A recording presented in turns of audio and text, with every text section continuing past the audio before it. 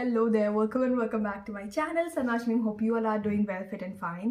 तो सबसे पहले मैं अपने आप को इंट्रोड्यूस कर दूं. मेरा नाम सना शमीम है और मैंने अपने क्लास 10 बोर्ड एग्जामिनेशन में 94% लाए थे और साइंस में आई स्कोर 97 आउट ऑफ 100. ये है मेरी मार्कशीट. सबसे पहले मैं बताना चाहूँगी कि मैं इस वीडियो में आपको बहुत सारी इंपॉर्टेंट टॉपिक्स बताने वाली जो कि आप पढ़ के 97 आउट ऑफ 100 तो आराम से स्कोर कर सकते हो. So let's get into the video, but अच्छे से पढ़ना प्लीज़, टाइम कम है आपके पास.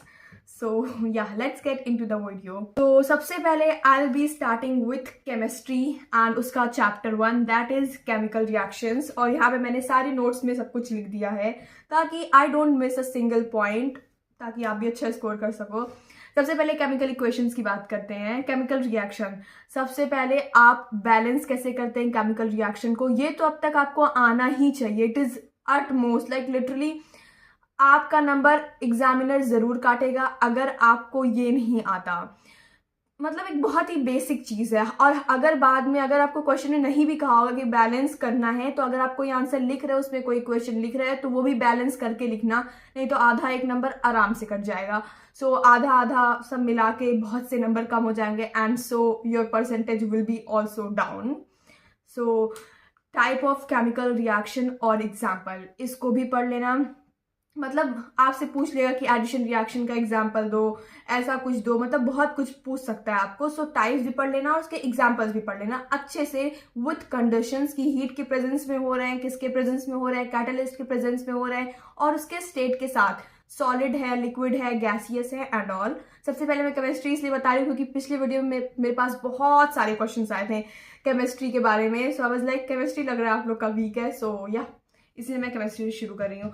एंड तीसरा ऑक्सीडेशन एंड रिडक्शन रिएक्शन, अच्छे से पढ़ लेना, अच्छे से मतलब अच्छे से पढ़ लेना. तो बस चैप्टर 1 फिनिश होता है. Let's get to acid, bases and salt. So इसमें आप केमिकल रिएक्शन देख लेना, एसिड के, बेसिस के, सब कुछ, गैस कैसे फॉर्म हो रही है, अगर कोई भी मतलब कि मॉलिक्यूल ऐड करेंगे एसिड में तो क्या बनेगा, एंड ऑयल का हाइड्रोजिनेशन. देखो कभी कभी ऐसा होता है ना कि ऑयल का हाइड्रोजिनेशन का जो क्वेश्चन होता है वो बहुत ज़्यादा नंबर में पूछ लेता है, 3 number, 4 number, 5 number. So you can't miss this topic. आएगा तो नहीं आएगा, आएगा तो बहुत बड़े नंबर में आएगा, ज्यादातर ऐसा होता है, तो अच्छे से पढ़ लेना इसको. एंड दूसरा पीएच स्केल, पूरा पीएच स्केल पढ़ लेना. 2 पे क्या होगा, 7 पे क्या होगा, न्यूट्रल कब होगा, एसिडिक कब होगा, बेसिक कब होगा, पूरा पीएच स्केल पढ़ लेना विथ कलर. लेकिन मतलब तुमको याद होना चाहिए ना कि न्यूट्रल पे कौन सा कलर होगा, बेसिक पे कौन सा कलर होगा, एसिड पे कौन सा कलर होगा, विथ कलर. ये एकदम अच्छे से माइंड में बैठा लेना क्योंकि बहुत काम आ सकता है आपके. एंड तीसरी बात, क्लोर एल्कली प्रोसेस. क्लोर एल्कली प्रोसेस पढ़ लेना. देखो मतलब मैंने जैसे जितना भी मैंने पेपर देखा है ज्यादातर क्लोर एल्कली प्रोसेस पूछता है, तो क्लोर एल्कली प्रोसेस जरूर पढ़ लेना. सैंपल पेपर तक में पूछा है इस बार के, तो पढ़ना तो बनता है भाई. चौथी बात, सारे सॉल्ट कैसे बन रहे हैं, क्या बना, क्या हुआ, क्या कंडीशन थी, सब कुछ पढ़ लेना यार. Salt is very important. उसके केमिकल फॉर्मूले वो भी बहुत इंपॉर्टेंट है, जैसे कि पीओपी का, वॉशिंग पाउडर का एंड और सब चीजों का, एंड बेकिंग सोडा का भी, सबका पढ़ लेना अच्छे से. अब आते हैं तीसरे चैप्टर पे केमिस्ट्री की, जो कि है मेटल्स एंड नॉन मेटल. सबसे पहले फिजिकल प्रॉपर्टीज मेटल और नॉन मेटल की पढ़ लेना, कब मतलब कि आ जाता है. एंड फिजिकल प्रॉपर्टीज पढ़ लिए, केमिकल भी पढ़ लेना, थोड़ा देख लेना. एंड उसके बाद जो रिएक्शंस होते हैं मेटल्स के साथ उसको एकदम अच्छे से पढ़ लेना. मेटलर्जी, उसको तो चाट जाना भाई. मेटलर्जी मतलब होता है ना कि कुछ कुछ टॉपिक जो है वो ज्यादा नंबर में आते हैं. So metallurgy is one of them. Metallurgy एकदम अच्छे से पढ़ लेना. रिएक्टिविटी सीरीज पढ़ लेना, वो तुमको बहुत से क्वेश्चन सॉल्व करने में हेल्प करेगी. रिएक्टिविटी सीरीज पढ़ लेना, उसके रिएक्शंस और रीजंस सब पढ़ लेना. आते हैं चौथे चैप्टर पे, जो कि है कार्बन एंड इट्स कंपाउंड. सबसे पहले and most important, IUPAC naming. IUPAC naming भाई बहुत इंपॉर्टेंट है, एकदम अच्छे से पढ़ लेना. मतलब जो मैं बता रही हूँ सब इंपॉर्टेंट है क्योंकि इंपॉर्टेंट टॉपिक ही है, लेकिन उसमें से भी बहुत इंपॉर्टेंट है तो वो है आईयूपीएसी नेमिंग. आईयूपीएसी नेमिंग एकदम अच्छे से पढ़ लेना. फंक्शनल ग्रुप्स सब कुछ अच्छे से पढ़ लेना, उनका प्रीफिक्स, सफिक्स और कैसे रिप्रेजेंट होते हैं वो भी एकदम अच्छे से पढ़ लेना. एस्टरिफिकेशन एंड सैपोनिफिकेशन एकदम अच्छे से पढ़ लेना. एक बार को आप सैपोनिफिकेशन छोड़ भी सकते हो, लेकिन एस्टरिफिकेशन नजर से दूर मत होने देना प्लीज। उसका सारा रिएक्शन अच्छे से पढ़ लेना। मैं बोल रही हूँ अच्छे से पढ़ लेना तो आई मीन इट, क्योंकि मेरे खुद के एग्जाम में आया था।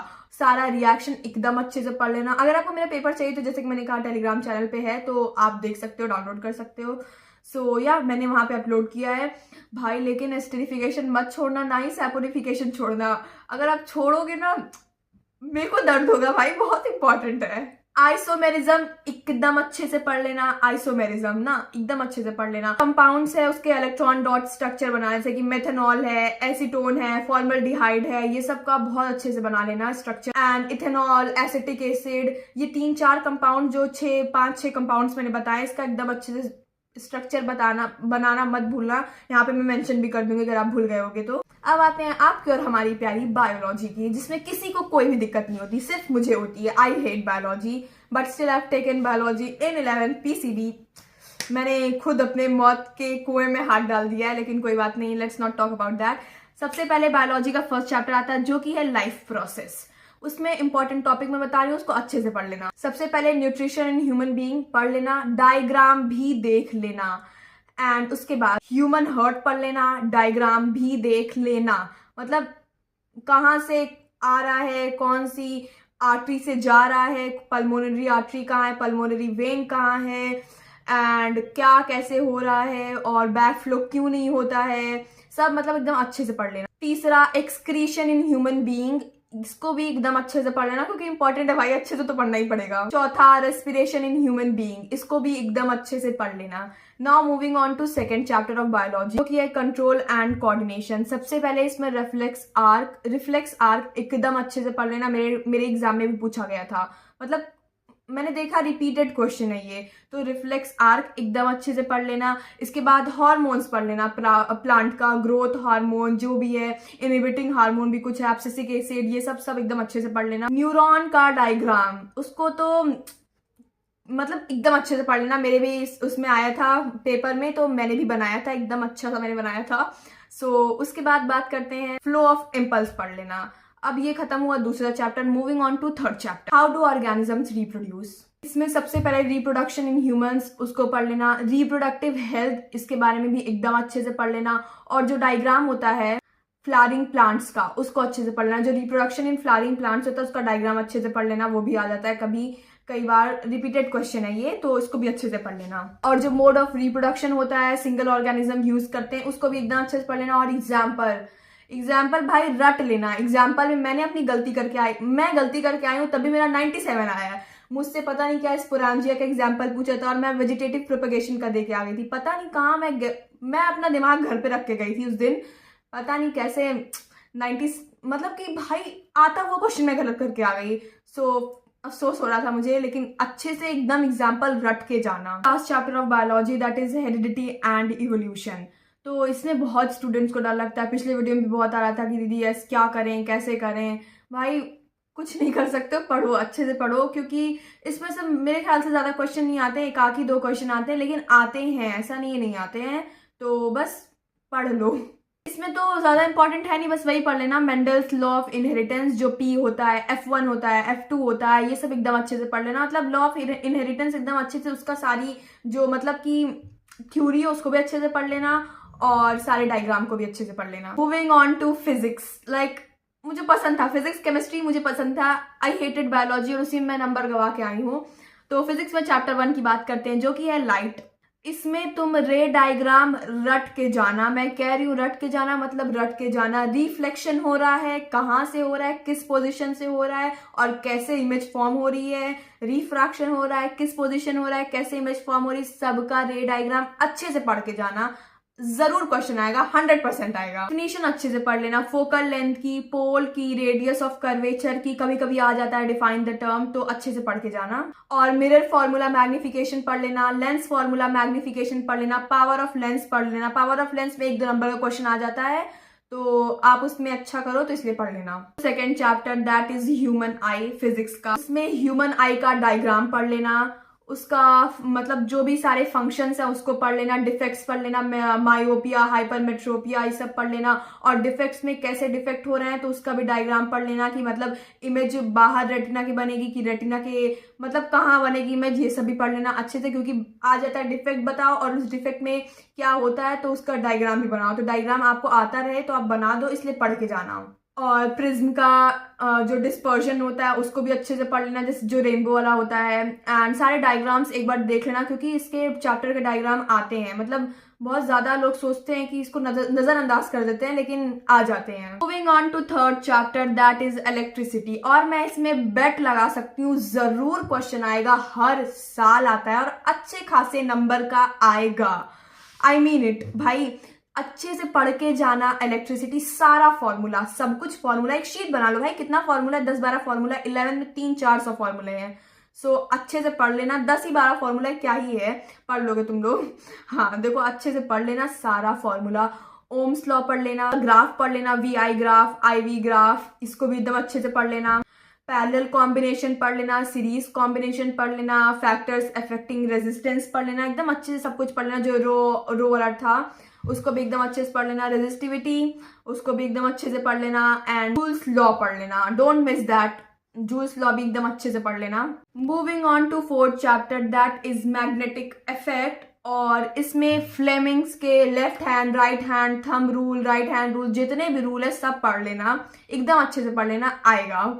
Magnetic field due to current carrying conductor, इसको एकदम अच्छे से पढ़ लेना, सोलेनॉइड को अच्छे से पढ़ लेना, और मैग्नेटिक फील्ड कैसे बनती है, कब क्रिएट होती है, सारे उसको रीजंस को अच्छे से पढ़ लेना। बस इस चैप्टर में इतना ही था, और चैप्टर रह गया था आर एनवायरमेंट, उसको एकदम अच्छे से पढ़ने में, तो उसको ध्यान ही नहीं दिया था मैंने, वही लास्ट में पढ़ा था, जो वो गैप डे था तभी मैंने पढ़ा था, एंड बस इसको भी अच्छे से पढ़ लेना। इसके इंपॉर्टेंट टॉपिक्स, इकोसिस्टम पढ़ लेना, फूड चेन पढ़ लेना, फूड वेब पढ़ना, फूड चेन फूड वेब मत मिस करना, अगर कुछ मिस करते हो, मिस करना है तो कर देना, लेकिन फूड चेन और फूड वेब मत करना, MCQ में क्वेश्चंस आ सकते हैं। डिप्लीशन पढ़ लेना, ट्रॉफिक लेवल पढ़ लेना, हो जाएगा, बस इतना ही काफी है। इस वीडियो मैंने वो इंपॉर्टेंट टॉपिक बताया जो चैप्टर मेरे एग्जाम में इंक्लूडेड थे, अभी क्या कटा है क्या हुआ है मुझे नहीं पता, उस हिसाब से थोड़ा समझ लेना, एंड और थोड़ी बहुत प्रेजेंटेशन स्किल्स मैं बता देती हूँ।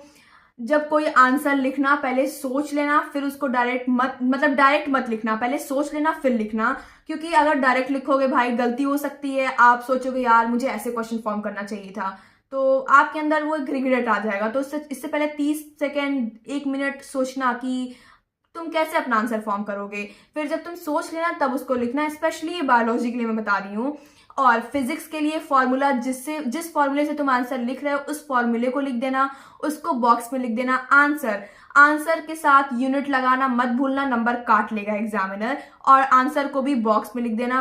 और कभी कभी क्वेश्चन में होता है कि 3-4 वैल्यू दे दी होगी, कोई कहेगा कि 30 सेंटीमीटर दूर है तो कहेगा इमेज फॉर्म हो रही है 1 मीटर पर, तो इसमें सेंटीमीटर बोला है, इसमें मीटर बोला है, सो दोनों को मतलब दोनों यूनिट को सेम कर देना है, तो सेंटीमीटर कर देना है तो मीटर कर देना, क्योंकि शायद आपका सारा स्टेप सही रहे लेकिन आप यूनिट चेंज ना करो तो आपका आंसर गलत हो सकता है, तो ऐसी गलती मत करना। और साइड में 1 सेकेंड, जैसे मेरी बायोलॉजी बुक है, एंड साइड में एक रफ वर्क लिख देना, ऊपर रफ वर्क डाल देना, और जो भी कैलकुलेशन करना एकदम फंबल मत कर देना भाई, मैं बता रही हूँ क्यों, क्योंकि मुझसे गलती हुई थी। अगर कैलकुलेशन आप 26 क्वेश्चन की कर रहे हो तो यहाँ पे लिख देना 26 क्वेश्चन, ताकि आपका सारा मतलब जब पेपर कंप्लीट हो जाए तो आप चेक करने आओ, अगर कोई कैलकुलेशन आपको देखनी हो तो आप देख लो, क्योंकि आपके पास इतना टाइम नहीं रहेगा कि आप दोबारा कैलकुलेशन करोगे, नहीं रहता है भाई टाइम, क्योंकि आपको पेपर ही करने में ज्यादा टाइम लग जाता है, तो आप देख लो जल्दी से कैलकुलेशन, और ज्यादातर कैलकुलेशन में ही मिस्टेक होती है, तो रफ वर्क भी एकदम नीटली बनाना, रफ वर्क की तरह मत करना। केमिस्ट्री के इक्वेशंस की प्रेजेंटेशन स्किल, इक्वेशंस अच्छे से लिखना, उसमें कंडीशन मेंशन कर देना, कोई कैटलिस्ट है, रेजेंट है, या तो हीट के प्रेजेंस में हो रहा है उसको अच्छे से मेंशन कर देना, और जो रिएक्शन है उसका स्टेट मेंशन कर देना, गैसियस स्टेट में है, लिक्विड स्टेट, नीचे ब्रैकेट में, और अगर पीपीटी फॉर्म हो रहा है तो एक एरो बना देना, पीपीटी लिख देना, पीपीटी का कलर लिख देना याद से, एंड यही कुछ प्रेजेंटेशन स्किल है, बस अच्छे से लिखना। और आंसर लिखने के बाद 2-3 लाइन का गैप छोड़ देना, बाद में कुछ याद आता है तो आप लिख दो, और अगर गैप छोड़ोगे तो थोड़ा नीट रहेगा आपका paper. And I think that was it for today's video. अगर आपको कोई भी ऐसा कोई लग रहा है कि कुछ मिस्टेक हो गई है मेरी इस वीडियो पे तो प्लीज बता देना कमेंट में, एंड अगर आपको कुछ समझ नहीं आया तो कमेंट कर दो, मैं बता दूंगी। या बाय बाय, थैंक यू।